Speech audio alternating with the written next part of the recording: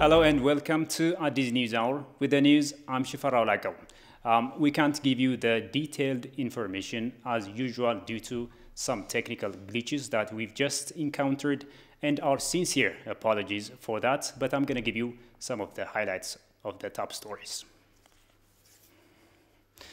An Ethiopian scholar says Egypt and Sudan have been disrupting the tripartite negotiations over the Grand Ethiopian Renaissance Dam for lack of political will to resolve the dispute in a cooperative manner.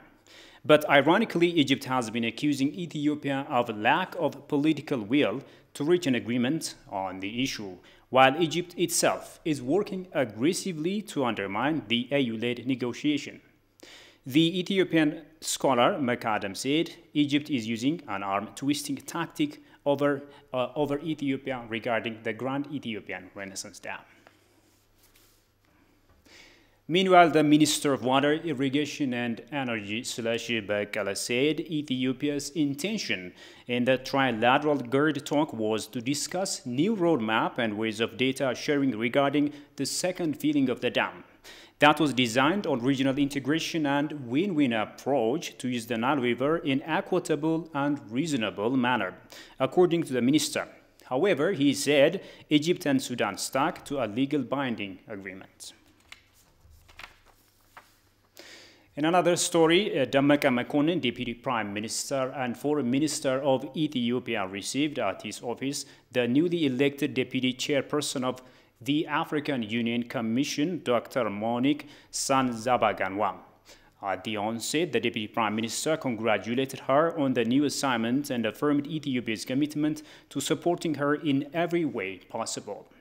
Speaking about the newly held negotiation in Kinshasa, Mr. Dammeka said Ethiopia firmly believes in the capability of Africans to solve their problems by themselves.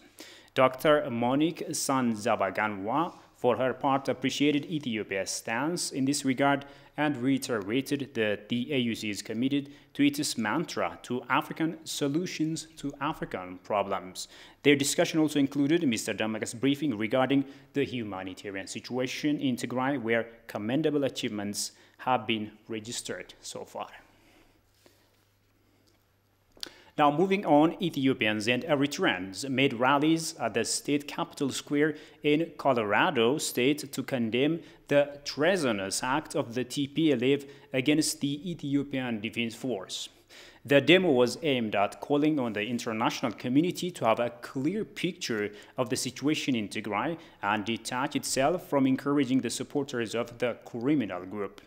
Representatives from both countries or communities rather, lauded the Ethio-Eritrea peace accord that ended the 27 years of divisive policies of the TPLF that separated people by deliberately fabricating and exaggerating various fault lines.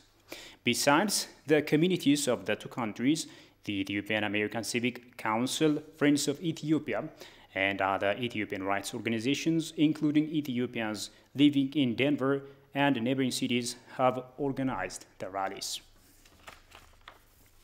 And finally, the Ethiopian Airlines has celebrated its 75th anniversary, marking the day it started flight across the world.